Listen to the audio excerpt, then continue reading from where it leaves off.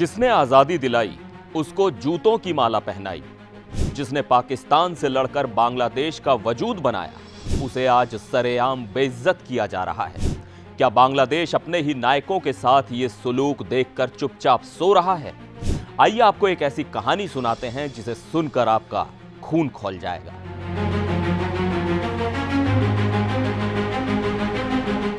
नमस्कार, मैं हूं सिद्धार्थ प्रकाश।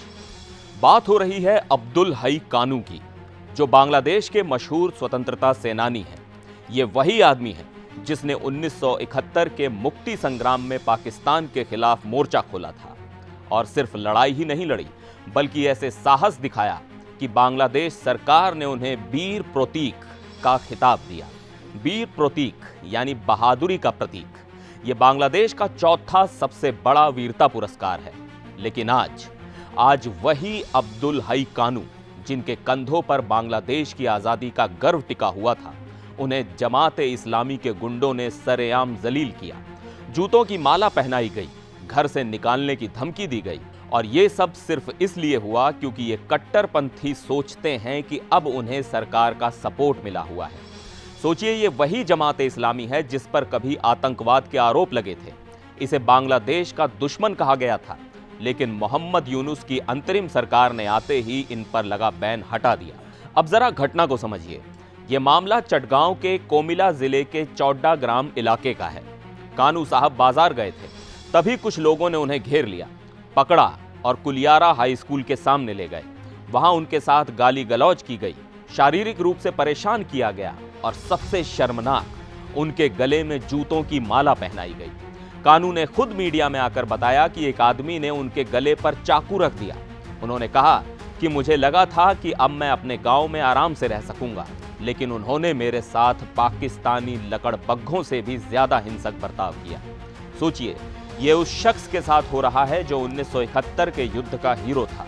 ये क्या दिखाता है? बांग्लादेश के नायकों के लिए ये नई सरकार क्या कर रही है? अब सवाल ये है कि जमात इस्लामी इतनी ताकतवर कैसे हो गई? अगस्त में जब मोहम्मद यूनुस और उनकी अंतरिम सरकार आई, उन्होंने आते ही जमात इस्लामी पर से बैन हटा दिया।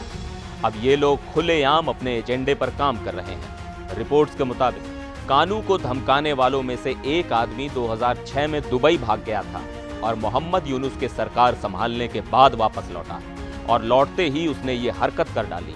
आप सोचिए, ये सिर्फ कानू की कहानी नहीं है, ये उस पूरे सिस्टम की कहानी है जो कट्टरपंथियों को बढ़ावा दे रहा है और बांग्लादेश के इतिहास पर कालिख पोत रहा है। अब जब वीडियो वायरल हुआ तो बांग्लादेश की अंतरिम सरकार को मजबूरन निंदा करनी पड़ी।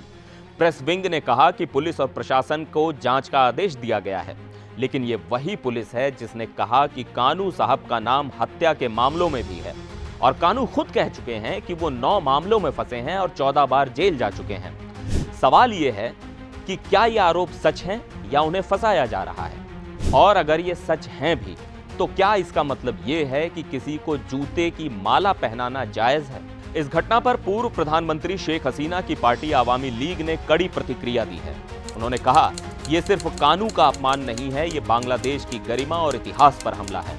आवामी लीग ने लोगों से अपील की है कि वो इस घटना के खिलाफ आवाज उठाएं। अब देखिए, बांग्लादेश आज जिस मोड़ पर खड़ा है, वहां सवाल सिर्फ एक अब्दुल हई कानू का नहीं है।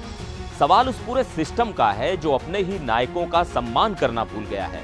मोहम्मद यूनुस, जिनसे लोगों को उम्मीद थी कि वो बांग्लादेश को बेहतर बनाएंगे, वही आज कट्टरपंथियों को शह दे रहे हैं। आज बांग्लादेश के लोगों को यह तय करना होगा कि वो अपने देश के नायकों के साथ खड़े होंगे या चुप रहकर तमाशा देखते रहेंगे।